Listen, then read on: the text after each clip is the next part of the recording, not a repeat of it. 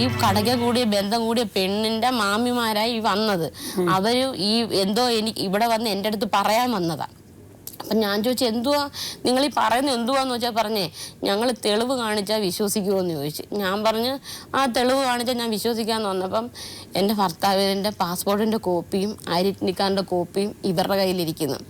Madam ഞാൻ അന്നേരം ഞാനിത് കണ്ടു. പക്ഷെ എനിക്ക് എന്തു ചെയ്യണമെന്നറിയാൻ വയ്യ. ഞാൻ അപ്പോഴത്തേക്ക് ഞാൻ എൻ്റെ സമനില തെറ്റി മേഡം, ഞാനങ്ങ് വല്ലാതായിട്ട് ഞാൻ പറഞ്ഞു നിങ്ങൾ ആവശ്യമില്ലാത്ത എൻ്റെ ഭർത്താവിനെ കുറിച്ച് പറയരുതെന്ന് പറഞ്ഞു. അതിനെ പറഞ്ഞു ആവശ്യമില്ലാത്തൊന്നും അല്ല ദീപേ പറഞ്ഞത്. ഇയാൾ മിക്കവാറും അവിടെ വരും, വന്നിട്ട് 2-3 ദിവസം കഴിയുമ്പോഴേ പോകുന്നത്. ഇവര് കറങ്ങാനൊക്കെ പോകും. ഇവര് വന്ന് പറഞ്ഞത് ഞാൻ ഈ ബന്ധത്തിൽ നിന്ന് മാറിക്കൊടുക്കണമെന്ന്. ഞാൻ മാമിമാര് കല്യാണം ഭാര്യയോട് വന്ന് പറഞ്ഞ മാമിയും നാത്തൂരും നല്ല. ഞാൻ ചോദിച്ചു, ഒരു ഫോൺ ഗൾഫിൽ നിന്ന് കൊണ്ടുവന്ന് കൊടുത്തായിരുന്നു. അത് അന്നെൻ്റെ കൈ വെച്ചേക്കാനാന്ന് പറഞ്ഞ് ഈ ഫോൺ കൊണ്ടുപോയത്. പക്ഷെ ഈ ഫോൺ ഈ അണ്ണൻ അവിടെ പോയിട്ട് വേറൊരു ഫോണും കൊണ്ടാണ് വന്നത്. അപ്പം ഞാൻ ചോദിച്ചു, ഇത് ആരുടെ ഫോൺ? നമ്മൾ കൂട്ടുകാരൻ തന്നേന്ന് പറഞ്ഞു. അപ്പം ഞാൻ മോളോട് പറഞ്ഞു, പൊന്നൂസം നീ ചെന്ന് ചാച്ചൻ്റെ ഇരിക്കുന്ന ഫോണിന് വാങ്ങിച്ചുകൊണ്ട് വരാൻ പറഞ്ഞു. എന്നിട്ട് ഈ കൊച്ചു ഓടിച്ചെന്ന് ഈ ഫോൺ ആരുടെയാന്ന് ഞാൻ ചോദിച്ചാൽ പറഞ്ഞു അത് അവിടെ ഫോണാന്ന് പറഞ്ഞു. ഞാൻ ആ ഫോണും മേടിച്ചിട്ട് ഞാൻ അകത്തോട്ട് കയറിയപ്പോൾ എന്നോട് ചോദിക്കുന്നു എൻ്റെ ഭർത്താവിന് ആരാടിയാ വന്നതെന്ന്. അപ്പം ഞാൻ ഇയാൾക്ക് അറിഞ്ഞുകൂടെയെന്ന് ചോദിച്ചു. ഇല്ല എനിക്ക് അറിയത്തില്ലെന്ന് പറഞ്ഞു. ഞാൻ പറഞ്ഞു ഇയാൾ വേറെ കല്യാണം കഴിച്ചില്ലയോടെയെന്ന് ചോദിച്ചു. അതിന് പറയാം ഞാൻ കല്യാണമൊന്നും കഴിച്ചിട്ടില്ല. ഞാൻ പറഞ്ഞു ഈ വന്ന പെണ്ണുങ്ങൾ പറഞ്ഞല്ല ഇയാൾ അവർ പെണ്ണുമായിട്ട് എന്തോ ബന്ധമുണ്ടെന്നും എന്നും പറഞ്ഞു. ആ ഫോൺ ഞാൻ എടുത്ത് താഴെ ഒരൊറ്റടി വെച്ചുകൊടുത്ത് അടിച്ച ഫോൺ മൊത്തത്തിൽ പൊട്ടി. എന്നിട്ട് എൻ്റെ അടുത്ത് പറഞ്ഞിട്ട് ഞാൻ അങ്ങനെ ഒന്നും ഒരു തെറ്റൊന്നും ചെയ്തിട്ടില്ല അങ്ങനെ ഇങ്ങനെയാണെന്നും പറഞ്ഞ് ഇയാൾ കുറേ സംസാരിച്ച്. പിറ്റേന്ന് ദിവസം അന്നൊരു ശനിയാഴ്ചയാണ്, ഞായറാഴ്ച രാവിലെ വീട്ടിൽ നിന്ന് ഇങ്ങനെ ഫോൺ വരും. വീട്ടിൽ നിന്ന് ഞങ്ങൾ ചെല്ലാമെന്ന് പറഞ്ഞതാ. ഫോൺ ഇങ്ങനെ എടുത്ത് സംസാരിക്കും. ഞാൻ പറഞ്ഞു അമ്മയെ വിഷമം നമ്മുടെ കൈ വിട്ടു പോയമ്മയെന്ന് പറയുന്നത്. അമ്മ വെച്ച് എന്താണ്? ഞാൻ പറഞ്ഞു ഇങ്ങനെ ഒരു സംഭവമൊക്കെ ഞാൻ അറിഞ്ഞ്. അപ്പോഴത്തേക്ക് ഒരു വണ്ടി നിറച്ചു അവരെല്ലാവരും ഇവിടെ വന്നിട്ട് ചോദിച്ച് വിഷമറ നീ എന്തുവാ കാണിക്കുന്നത് പറഞ്ഞ് എൻ്റെ കൊച്ചന്മാരൊക്കെ വന്ന് അയാളെ അടിക്കാനൊക്കെ വന്ന്. അപ്പം ഞാൻ പറഞ്ഞു ഒന്നും ചെയ്യല്ലേ അയാൾക്ക് അബദ്ധം പറ്റിപ്പോയത്. അന്ന് ഇയാൾ പറയുന്നത് അവള് ഗർഭിണിയാണെന്ന്. അതുകൊണ്ടാണ് ഇങ്ങനെ സംഭവിച്ചതെന്ന് അയാൾ പറയുന്നത്. 2 മാസം ഗർഭിണിയാ, അതുകൊണ്ട് എനിക്ക് അവിടെ പോയേ പറ്റത്തുള്ളൂ. ഞാൻ പറഞ്ഞാണ് അങ്ങനെ ഒരു തെറ്റ് പറ്റിയിട്ടുണ്ടെങ്കിൽ നമുക്ക് തിരുത്താം. നിന്നെ എനിക്ക് വേണ്ടെന്നും പറഞ്ഞ് അങ്ങ് നിൽക്കുക. അപ്പോൾ ഒരാഴ്ച കഴിഞ്ഞപ്പോൾ ഞങ്ങളുടെ സമുദായത്തിൽ നിന്നൊക്കെ ആൾക്കാരെയൊക്കെ വിളിച്ച് എന്തിനൊരു പരിഹാരം കാണുമെന്ന് പറഞ്ഞപ്പോൾ ഈ ആള് ഞാൻ പറഞ്ഞ അണ്ണനെ എന്നെ വേണ്ടെന്ന് പറയല്ലേ അണ്ണ, എനിക്ക് ആരുമില്ല, നമ്മൾ ഇത്രയും വർഷം ജീവിച്ചല്ലേ ഉണ്ടെന്ന് ഞാൻ ചോദിച്ചു. അന്ന് പറഞ്ഞു എനിക്ക് നിന്നെ വേണ്ടെന്ന് പറഞ്ഞു. അപ്പം ഞങ്ങളുടെ പഞ്ചായത്ത് മെമ്പറും എല്ലാവരും വന്നിട്ട് പറഞ്ഞു വിശ്വ അണ്ണൻ അങ്ങനെ പറയരുത് ദീപ ചേച്ചി, അണ്ണൻ്റെ കൂടെ ജീവിച്ചിട്ട് ഇത്രയും നാളല്ല. ആ ചേച്ചിയുടെ ഭാഗത്ത് നിന്ന് എന്തൊരു തെറ്റുണ്ട്. എനിക്ക് തെറ്റൊന്നും അല്ല, എനിക്കൊരു കുഞ്ഞിനെ വേണം. എന്തെല്ലാം മാർഗങ്ങളുണ്ട്. ഈ വേലയാണ് അല്ലെങ്കിൽ ഞാൻ ഈ പറഞ്ഞിട്ടില്ലാണ് അണ്ണൻ അങ്ങനെ ഒരു ആഗ്രഹമുണ്ട് എന്നോട് തുറന്നു പറ, അണ്ണന് വേറൊരു ബന്ധം വേണമെന്ന് പറഞ്ഞ് ഞാൻ എൻ്റെ ജീവിതത്തിൽ നിന്ന് തന്നെ ഞാൻ ഒഴിഞ്ഞു തരത്തില്ലയോ എന്ന് ചോദിച്ചു. അന്നേരം ഒന്നും മിണ്ടുന്നില്ല. അന്നേരം പറഞ്ഞു നീ എനിക്ക് തെറ്റ് പറ്റിയതാ എന്നൊക്കെ പറയുന്നുമുണ്ട്. പക്ഷെ എന്നെ വേണ്ടെന്നും പറഞ്ഞത്. അങ്ങനെ സമുദായത്തിൽ നിന്നൊക്കെ ആൾക്കാർ വന്ന് എല്ലാവരും എഴുതി ഒപ്പൊക്കെ ഇട്ട് കൊടുത്തിട്ട് പറഞ്ഞ് ഈ വസ്തു ഈ വീടും കൂടെ അയാളുടെ പേർക്കായിരിക്കുന്നത്. എനിക്ക് എങ്ങും ഇല്ല. ഒന്ന് എൻ്റെ വീട്ടിൽ ഞങ്ങൾ വലിയ അച്ഛനമ്മ പ്രായം ചെന്ന ആൾക്കാർ. അന്നത്തെ കാലത്തുള്ള സ്വർണവും പൈസയും കൊടുത്ത് എന്നെ ഈ അണ്ണൻ്റെ കൂടെ പറഞ്ഞു വിടാം. അല്ല ഇയാളുടെ ബന്ധുക്കളൊക്കെ എന്തുവായിരുന്നു ഇതിന്റെ റിയാക്ഷൻ? അവരൊക്കെ അന്നേരം അവരുടെ സൈഡായി പോയി മേഡം. എന്നെ കുറ്റക്കാരിയാക്കിയിട്ട് അവരെല്ലാരും അന്നേ അവരെയായിട്ട് അങ്ങ് സഹകരണമായി. അപ്പം ഞാൻ എൻ്റെ വീട്ടിൽ വന്ന് നിൽക്കാം. എൻ്റെ അച്ഛനും അമ്മയും വന്ന് ഒരാഴ്ച അവിടെ ഉണ്ട്. വന്നിട്ട് പോയി പെങ്ങളെ വീട്ടിൽ പോയി നിൽക്കുക. എന്നിട്ട് ഒരു ദിവസം പകല് പോയിട്ട് രാത്രിയായിട്ടും കയറി വന്നില്ല. അപ്പം ഞാൻ തിരക്കുന്ന എല്ലാവരും വിളിച്ച് ചോദിക്കുക നമ്മുടെ വീട്ടിൽ നിന്ന് പോയത് എവിടെ പോയി, ഫോണൊന്നും ഉള്ളത് എടുക്കത്തുമില്ല. അങ്ങനെ ഒരു ദിവസം ഞാൻ ചോദിച്ചു എൻ്റെ വിശ്വമരണം അവിടെ വന്നു എന്ന് പെങ്ങളുടെ വീട്ടിൽ വിളിച്ച് ചോദിച്ചാൽ പറഞ്ഞു വന്നില്ലെന്ന് പറഞ്ഞു.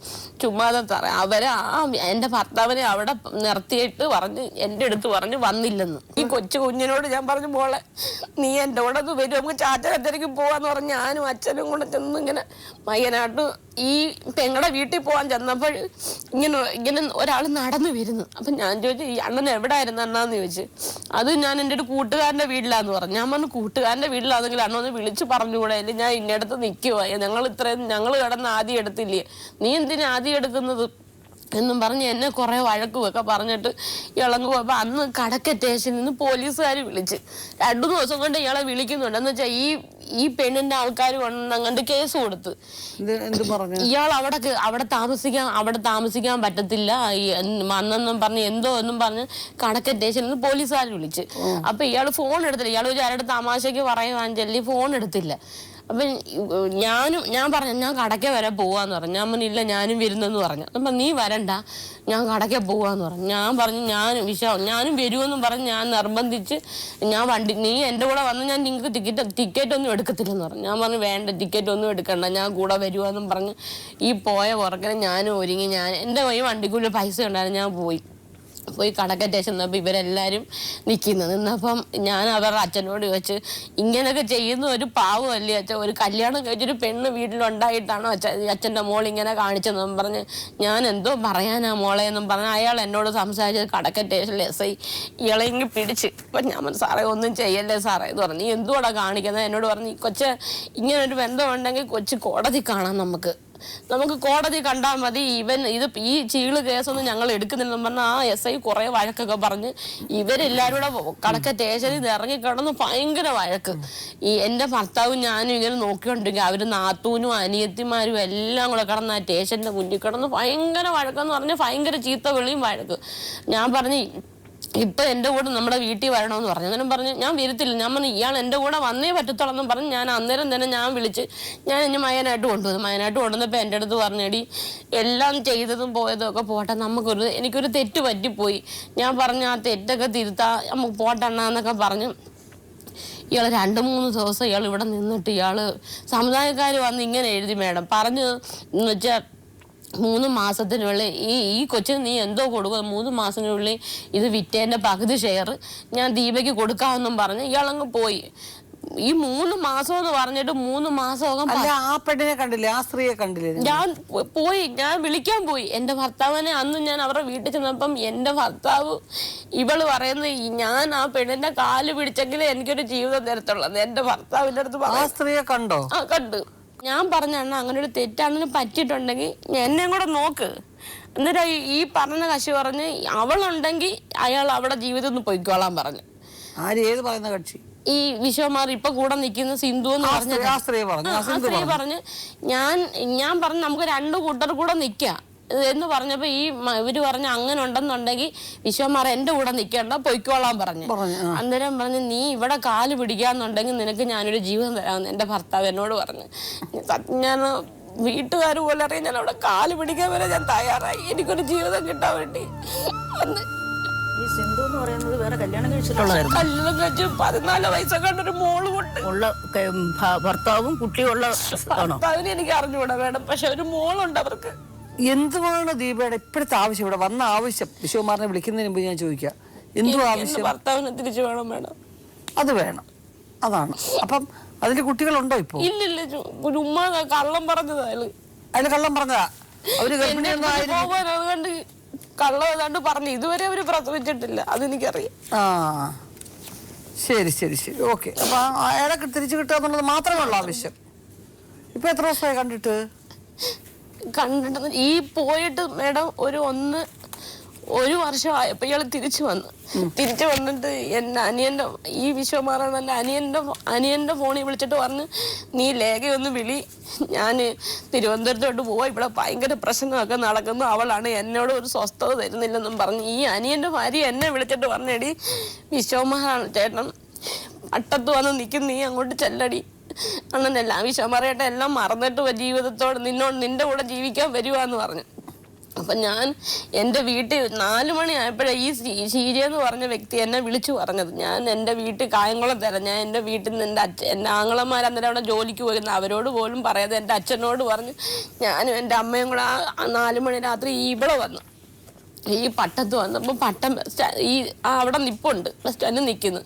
അപ്പം ഞാൻ ചോദിച്ചു എന്താ അൻപടി അവിടെ ഞാൻ ചെയ്തതെല്ലാം തെറ്റായിപ്പോയി, എനിക്ക് നമ്മൾ തമ്മിൽ ജീവിക്കാൻ. ഞാൻ പറഞ്ഞാണ് തെറ്റെന്നാണൊരു ബോധ്യമായെങ്കിൽ സ്വീകരിക്കാൻ ഞാൻ തയ്യാറാന്ന് പറഞ്ഞു. അങ്ങനെ ഞാൻ കുഞ്ഞമ്മയുടെ വീട്ടിലോട്ട് ആ കോട്ടയച്ചിനെ വിളിച്ച് കുഞ്ഞമ്മ ചായയൊക്കെ ഇട്ട് കൊടുത്ത് എല്ലാം കഴിച്ച് എല്ലാം നിന്നപ്പോഴത്തേക്ക് കുഞ്ഞമ്മയുടെ മോൻ ഞാൻ എടുത്തു വളർത്തി എന്റെ മോന് ഇയാളെവിടെ കയറ്റിയത് അവരെന്നെ ചെവിക്കല്ല് തീർത്തടിച്ചു വേണം. അന്ന് നീ കാല് പിടിച്ച് കരഞ്ഞിട്ട് കേൾക്കാത്തവരെ എന്തിനാണ് ഇപ്പൊ കയറ്റിയെന്നും പറഞ്ഞ് അന്ന് ഞാൻ അതുപോലെ ഞാൻ ഈ അണ്ണന്റെ കാല് പിടിച്ച് എന്നെ ഉപേക്ഷിക്കല്ലേ എന്നെ ഉപേക്ഷിക്കല്ലേ എന്ന് പറഞ്ഞ് ഈ കുഞ്ഞ് കണ്ടോണ്ട് നിൽക്കുക. പിന്നെ എന്തിനാ ഇവനെ വേണ്ടെന്നും പറഞ്ഞ അവൻ എന്നെ അടിച്ചു തന്നിട്ട് ഈ വിശ്വമാറിനെ അവരാരും ഒന്നും പറഞ്ഞിട്ടില്ല. ഞാൻ എന്റെ വീട്ടിൽ ചെന്നപ്പോഴും പറഞ്ഞു നിങ്ങൾ ആരും ഒന്നും പറയല്ലേ, അണ്ണൻ അബദ്ധം പറ്റിയതാണ്, തെറ്റ് തിരുത്തി എൻ്റെ അടുത്ത് വന്ന് എനിക്ക് വിശ്വമണ്ണ് വേണമെന്നും പറഞ്ഞ് ഞാൻ ആ വീട്ടുകാരോടെല്ലാം ഞങ്ങളുടെ വീട്ടുകാരോടെല്ലാം ഞാൻ പറഞ്ഞു അണ്ണനെ ഒന്നും പറയല്ലേ, അവരാരും ഒന്നും പറഞ്ഞില്ല വേണം. 18 ദിവസം ഞങ്ങളുടെ വീട്ടിൽ നിന്ന വ്യക്തിയെ എന്നിട്ട് എൻ്റെ ആങ്ങളമാര് ജോലി 2-3 സ്ഥലത്ത് ജോലിക്കൊക്കെ കൊണ്ട് മേശരി അള്ളിയ പണി സാധനമൊന്നും ഇല്ലെന്നും പറഞ്ഞ് ഈ 18ാമത്തെ ദിവസം കായംകുളത്ത് പോയി ഞങ്ങൾ ഈ ഇട്ടിരുന്ന ഒരു പന്ന കയ്യിൽ ഒരു ഷർട്ട് വിട്ടോണ്ട് അവിടുന്ന് വന്നത്. അത് വിട്ടോണ്ട് ഞങ്ങളുടെ വീടിൻ്റെ വാതിൽ നിൽക്കുന്ന കണ്ട മനുഷ്യൻ. അപ്പം ഞാൻ ഈ മയനായിട്ട് 2 പേരൂടെ ഒരു കൊച്ചാങ്ങളുടെ ജോലി ചെലവിൽ ഞങ്ങളുടെ വീട്ടിൽ അച്ഛനും അമ്മയും അവനും അവൻ്റെ ഭാര്യയും എല്ലാം കഴിയുന്നു. അപ്പം ഈ അണ്ണനും കൂടെ ഞങ്ങളവിടെ നിൽക്കുമ്പോൾ അവനും കൊണ്ട് പറ്റത്തില്ല. അപ്പം ഞാൻ ചെറിയൊരു ജോലി മിഠായി കമ്പനി പോകുന്നുണ്ട്. ഞാൻ പറഞ്ഞു എന്തായാലും അണ്ണനൂടെ നിൽക്കുമല്ലേ, ഞാൻ അവിടെ പോയി ആഴ്ച ജോലി ചെയ്തിട്ട് ഞാനിഞ്ഞ് വരാം. ഈ അണ്ണൻ എന്നെ പറഞ്ഞു വിടുന്നത് ജോലി ചെയ്തിട്ട് വരാം, അതുകൊണ്ട് ആ ശമ്പളം മേടിച്ചുകൊണ്ട് വരാമെന്നും പറഞ്ഞ് ഞാൻ പോയപ്പോൾ എൻ്റെ വീട്ടിൽ അന്ന് ആ 18ാമത്തെ ദിവസം വീട്ടിൽ നിന്ന് ആ പന്ന വേഷത്തിൽ നിൽക്കുന്നതും കണ്ടു. പിന്നെ എൻ്റെ ഭർത്താവിനെ കണ്ടിട്ടില്ല. എന്ന് വെച്ചാൽ ഞങ്ങൾക്ക് 2 വഴിയുണ്ട് കായംകുളത്ത് പോകാൻ. ഇത് വേറൊരു വഴി കൂടെ നടന്നു പോകുന്നത് കണ്ട് എൻ്റെ അണ്ണൻ്റെ മോൻ കണ്ടിട്ട് എന്താ മാമൻ ഇങ്ങനെ പോകുന്നത്, അത് ഞാൻ കായംകുളത്ത് വരെ പോവാടാ, എനിക്ക് ഇച്ചിരി പണി സാധനം വേണം, നാളെ തൊട്ട് ഇവിടെ ജോലിയുണ്ട്, ഇവിടെ നിന്ന് ജോലിക്ക് പോകാനാന്ന് പറഞ്ഞ് ഈ ചെറുക്കൻ എന്താ പറയാ കായംകുളം ബസ് സ്റ്റാൻഡിൽ കൊണ്ട് നീ ബൈക്കിൽ ഇറക്കിയിട്ട് പിന്നെ വന്നിട്ടില്ല. പിന്നെ മേഡം ഞാൻ ഈ ചെലവനാണോ അല്ലെങ്കിൽ ഞാൻ എങ്ങനെ കഴിയുന്നു ഒന്നും ഈ 1.5 വർഷത്തിൻ്റെ ഇടയ്ക്ക് ചോദിച്ചിട്ടില്ല.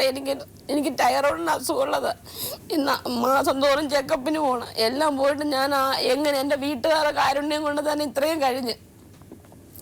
എന്നിട്ട് ഈയിടെ ഞാൻ വനിതാ സെല്ലിൽ കൊണ്ടൊരു പെറ്റീഷൻ കൊടുത്ത് കുടുംബ കോടതി കൊടുത്തത് കൂടാതെ കുടുംബ കോടതിയിൽ കൊടുത്തതെന്ന് വെച്ചാൽ ഈ വസ്തു ഈ അണ്ണൻ്റെ പിറകെ ഈ അണ്ണൻ എൻ്റെ അമ്മയെ ഈ സിന്ധു എന്ന് പറഞ്ഞ വ്യക്തി ചീത്ത വിളിച്ചിട്ട് പറയുന്നു നിന്റെ മോളെ 24 മണിക്കൂറുകളിൽ ആ വീട്ടിൽ നിന്ന് ഇറക്കുന്ന നിന്നെ ഞാൻ കാണിച്ചു തരാം അവിടെ നിന്ന്. ഈ സിന്ധു എൻ്റെ അമ്മയെ വിളിച്ച് ചീത്ത വിളിച്ച് എന്നെ അങ്ങനെ ഞാനൊരു വക്കീലിനെ കൊണ്ട് കണ്ടിട്ട് നമ്മൾ ഇന്നതുപോലെ എൻ്റെ ഭർത്താവിൻ്റെ പേർക്ക് വസ്തു അവരെപ്പോഴായാലും അവളെയും കൊണ്ടാണ് വന്നുപോയി, എനിക്ക് എങ്ങും ഇല്ല കിടക്കാനെന്ന് പറഞ്ഞപ്പോൾ ആ വക്കീൽ പറഞ്ഞു നമുക്കിത് സ്റ്റേ ചെയ്തിടാമെന്ന് പറഞ്ഞു.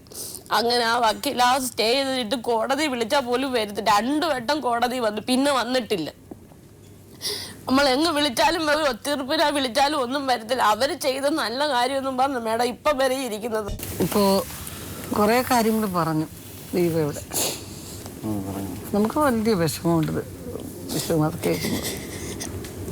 നിങ്ങൾ ഇത്രയും സ്നേഹമായിട്ട് കഴിഞ്ഞൊരു കുടുംബം, അവർ നിങ്ങൾ മാത്രമേ ഉള്ളൂ രോഗം എന്ന് പറഞ്ഞ് ജീവിക്കുന്നൊരു സ്ത്രീ, എന്ത് സംഭവിച്ചു വിശ്വകുമാർ?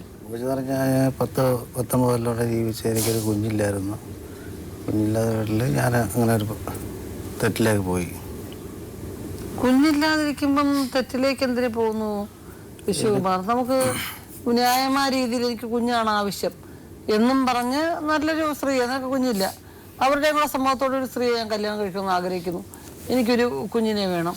അപ്പോൾ നിങ്ങൾ പറയുമ്പോഴൊക്കെ വേണ്ട, നമ്മൾ 2 പേരും കൂടെ ഒന്നിച്ച് ജീവിച്ചാൽ മതി, കുഞ്ഞുങ്ങളില്ലെങ്കിൽ കുഴപ്പമില്ല എന്നും പറഞ്ഞത് എന്തിനാ ആ സ്ത്രീയെ തെറ്റിദ്ധരിപ്പിക്കുന്നത്? അതല്ല എനിക്ക് കുഞ്ഞിനെ വേണം എന്ന് പറഞ്ഞിട്ട് നിങ്ങൾക്ക് മാന്യമായിട്ട് പറയാറ്. അത് വേറെ ഒരുത്തൻ്റെ കൂടെ താമസിക്കുന്ന സ്ത്രീയല്ലേ ഈ സ്ത്രീ? നിങ്ങളുടെ കൂടെ താമസിക്കുന്ന സ്ത്രീ എന്ന് പറഞ്ഞത് അങ്ങനത്തെ സ്ത്രീയല്ലേ? അല്ലല്ല, അത് ബന്ധം ഒഴിഞ്ഞു നിൽക്കുന്ന സ്ത്രീ. ആ, എത്ര നാളായി നിങ്ങൾക്ക് ബന്ധം ഒഴിയുന്നതിന് മുമ്പ് തുടങ്ങിയാണോ ഇത്? ഞാൻ ഗൾഫിൽ പോകുന്ന ഒരു 4-5 മാസം മുമ്പ് തുടങ്ങിയതാണ്.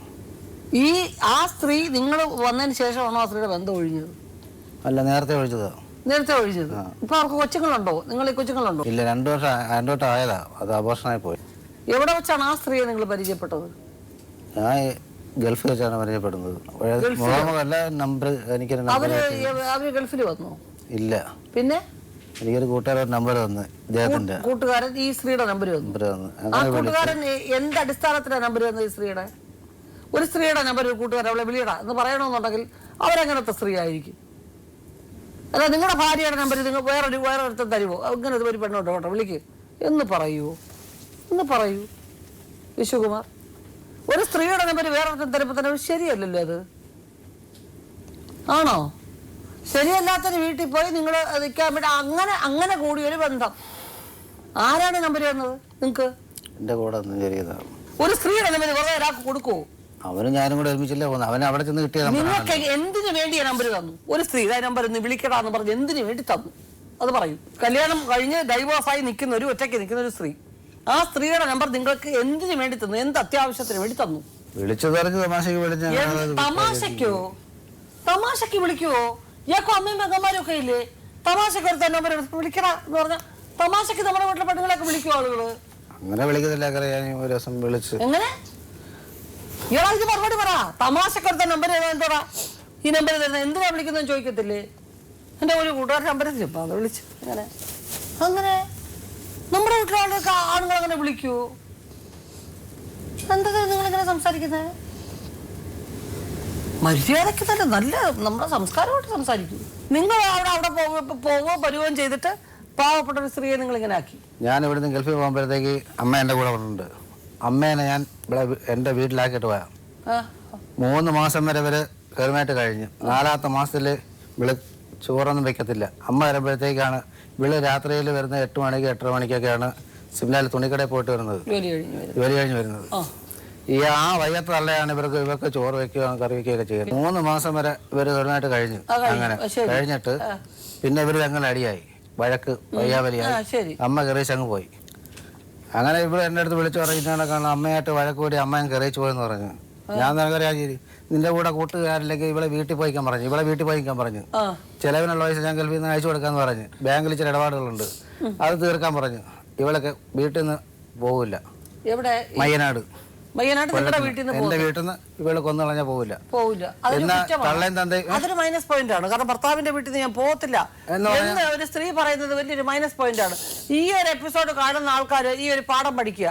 ഭർത്താവിന്റെ വീട്ടിൽ നിന്ന് ഞാൻ പോകത്തില്ല എന്നും പറഞ്ഞ് ഭാര്യ നിൽക്കാൻ പാടില്ല. ഭാര്യ എപ്പോഴൊക്കെ ഇറങ്ങി പോവുക, സ്വന്തം വീട്ടിൽ പോകുന്നോ വേറെ വീട്ടിൽ പോകുന്നോ നമുക്ക് പ്രശ്നമല്ല. തന്നിഷ്ടമായിട്ട് എന്താ തന്നിഷ്ടമായിട്ട് സ്വന്തം വീട്ടിലൂടെ നിന്നത്? സ്വന്തം വീട്ടിൽ തന്നെ പറയാ. പിന്നെ എന്തുവായിരുന്നു പിന്നെ അവിടുന്ന് പിന്നെ അമ്മായിയമ്മയായിട്ട് പണങ്ങി പോകാൻ? മേഡം, ഞാൻ സിംലയിൽ ജോലിക്ക് പോയിട്ട് വരുന്നത് ആ ഒറ്റ വണ്ടിയിലാണ് കൊണ്ടുവിടുന്നത്. ആ ട്രിപ്പ് പോകുന്ന വഴിക്കെല്ലാം നമ്മളെ കൊണ്ടുവിടത്തുള്ള. ഞാൻ ഈ ജോലിക്ക് പോകുന്നത് ഈ അമ്മ പറയുന്നത് ഞാൻ ആളുകളെ പിടിക്കാൻ പോവാതെന്നാ പറയുന്നത്. ഞാൻ രാവിലത്തേക്കുള്ള ആരും വെച്ചിട്ട് പോകും. ചിലപ്പോൾ മീൻ കറിയൊന്നും കാണത്തില്ല. അന്ന് റേഷനരി ഇട്ടാ വേണം വെക്കുന്നത്. അത് വെച്ചിട്ട് വൈകുന്നേരം ആകുമ്പോൾ അത് ചീത്തയാകുമ്പോൾ ഈ അമ്മ വെക്കുന്നതാ. അവർ പോയിട്ട് വരുമ്പോൾ മീനോ എന്തെങ്കിലും വാങ്ങിച്ചോണ്ട് വരുന്നത് വെക്കുന്നത്. ഞങ്ങൾ രണ്ടുപേരോട് സന്തോഷമായിട്ടാണ് കഴിക്കുന്നത്. കഴിക്കുമ്പം മോനെ വിളിക്കുമ്പോൾ എൻ്റെ കുറ്റങ്ങൾ വേണം പറഞ്ഞു കൊടുക്കുന്നത്. അല്ലെങ്കിൽ വീട്ടിൽ ഇരുന്ന് തിന്നുമല്ല, ഞാനും ജോലിക്ക് പോവുക വേണം. അതൊന്നും അല്ല. നമ്മളെ എത്രത്തോളം താഴ്ത്തോ അത്രത്തോളം എവിടെ എല്ലാം ചെന്ന് പറയാം. അങ്ങനൊക്കെ ഈ അണ്ണൻ്റെ അമ്മ എന്നെ കല്യാണം കഴിച്ച് ഈ 19 വർഷം ഈ അണ്ണൻ്റെ കൂടെ ജീവിച്ചെങ്കിൽ ഇവിടെ നല്ല വാക്ക് അവരെന്നോട് പറഞ്ഞിട്ടില്ല. പിന്നെ ഞാൻ എങ്ങനെ വേണം അവരെ ഞാൻ സ്നേഹിക്കുന്നത്?